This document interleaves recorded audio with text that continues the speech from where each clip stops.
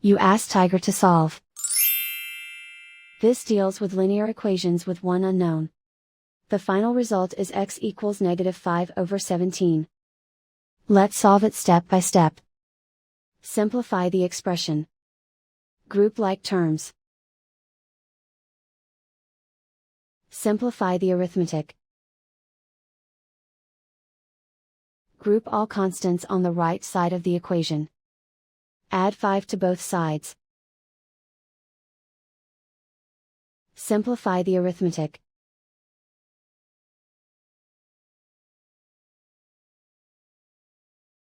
Isolate the x. Divide both sides by -17. Cancel out the negatives. Simplify the fraction. Move the negative sign from the denominator to the numerator.